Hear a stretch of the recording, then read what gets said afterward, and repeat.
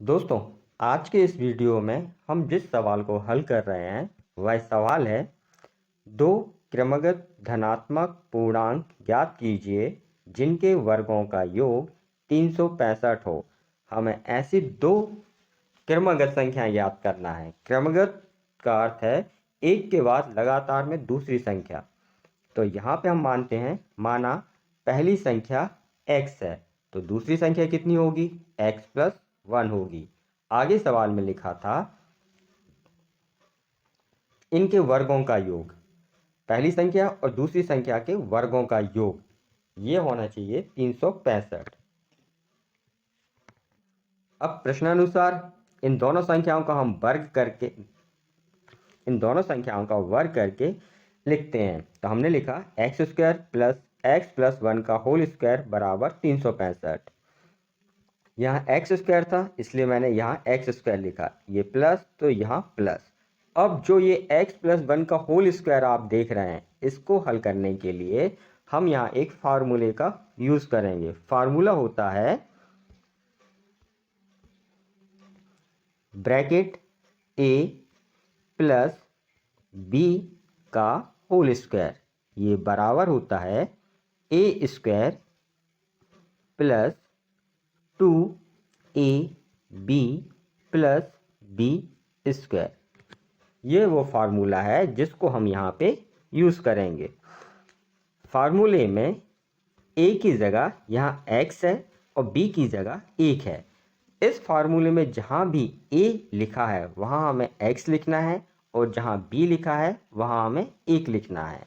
तब यहाँ पे वैल्यू हो जाएगी x² प्लस 2x, b की वैल्यू 1 है तो 1 प्लस 1 का होल स्क्वायर।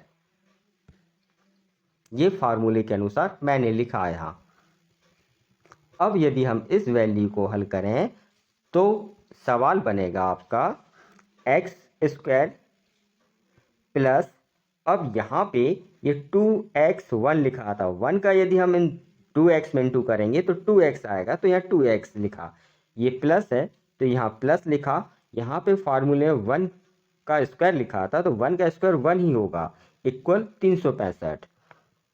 इसको आगे हल करेंगे तो ये x² ये हो गया 2x², ये प्लस तो प्लस 2x माइनस 364 बराबर 0। अब यहाँ पे ये माइनस 364 कैसे आया, इसको देखें आप।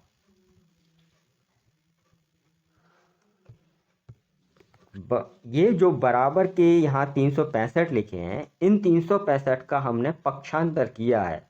बराबर के दोनों तरफ, एक तरफ होता है लेफ्ट हैंड साइड, जैसे ये बराबर है तो बराबर के एक तरफ होता है लेफ्ट हैंड साइड और बराबर के दूसरी तरफ होता है राइट हैंड साइड। अब जब भी हम किसी भी संख्या को, चाहे वह चर संख्या हो या अचर संख्या हो, यदि हम उसका पक्षांतर करते हैं तो उनके चिन्ह बदल जाते हैं।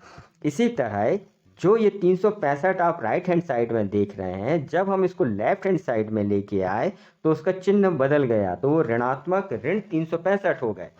अब 365 में से हमने 1 घटाया तो ये 364 बचे और बड़ी संख्या का चिन्ह आएगा। बड़ी संख्या यहाँ पे 365 ऋणात्मक की हो गई थी, इसलिए यहाँ ऋण 364 लिखे। अब इस पूरे सवाल में आप 2x² प्लस 2x ऋण 364 बराबर जो 0 देख रहे हैं, इस पूरी संख्या में से हम 2 कॉमन ले सकते हैं। इस पूरी संख्या में से 2 कॉमन कैसे लिया वो भी देखें।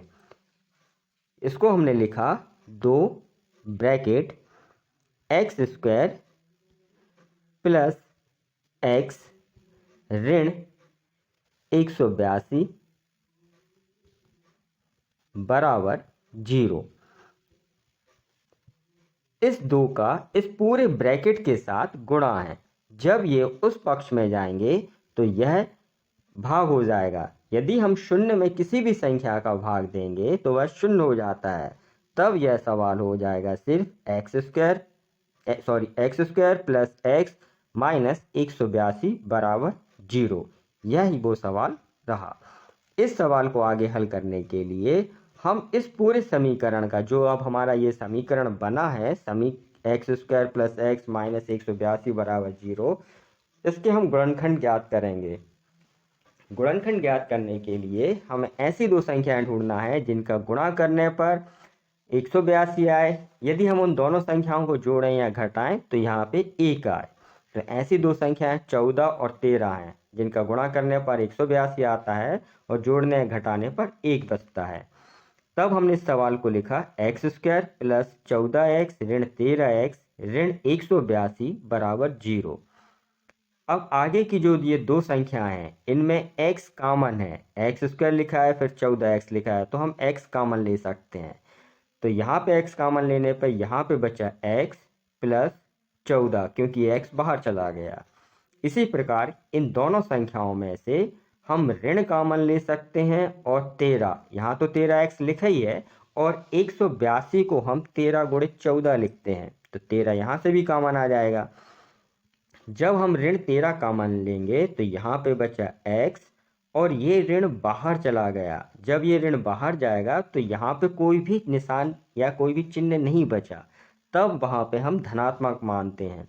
यदि किसी संख्या के आगे कोई निशान नहीं लिखा है तो हमेशा वह संख्या धनात्मक मानी जाएगी और ऐसे स्थान पे हमेशा धन का चिन्ह माना जाएगा। तो जब ये ऋण बाहर आए तो यहाँ धन 14 बचा, बराबर ये 0 है। ये दोनों ब्रैकेट x प्लस 14 और ये x प्लस 14 दोनों एक से ब्रैकेट हैं, इसलिए हमने यहाँ एक ब्रैकेट लिया, और जो ब्रैकेट के बाहर की संख्याएं लिखी हुई थी इनको हमने अगले ब्रैकेट में लिखा, तो x ऋण 13 बराबर 0। अब आगे इसको कैसे हल किया गया वो देखें। आगे हम x प्लस 14 बराबर 0 लिखें। अब x का मान निकालना है तो हम धन 14 का पक्षांतर करेंगे, तो x बराबर हो गए ऋण 14। यहाँ पे ये गलत प्रिंट हो गया है, इसलिए इसको गौर ना करके आप ऊपर की ये दोनों स्टेप गौर करें। ये x प्लस 14 बराबर 0, तो x बराबर ऋण 14 जो यहाँ पे लिखा हुआ है। इसी तरह ये दूसरे ब्रैकेट को हल किया, x ऋण 13 बराबर 0 था। यदि हम जब इस ऋण 13 का पक्षांतर करेंगे, दूसरे पक्ष में ले जाएंगे, तो वह x बराबर 13 होगा। इस प्रकार इस सवाल का हल यही रहा। पहली संख्या 13 होगी और दूसरी संख्या 14, जो मैंने यहाँ लिखी है। 13 और 14 दो अभीष्ट क्रमागत धनात्मक पूर्णांक हैं। आशा करता हूँ यह सवाल आपको समझ में आ गया होगा। यदि फिर भी कोई चीज़ समझ में ना आई हो या मैं नहीं समझा पाया हूँ तो आप मुझे कमेंट्स बॉक्स में लिख के बताएं। इस सवाल को अब आप नोट कर लें। वीडियो देखने के लिए धन्यवाद।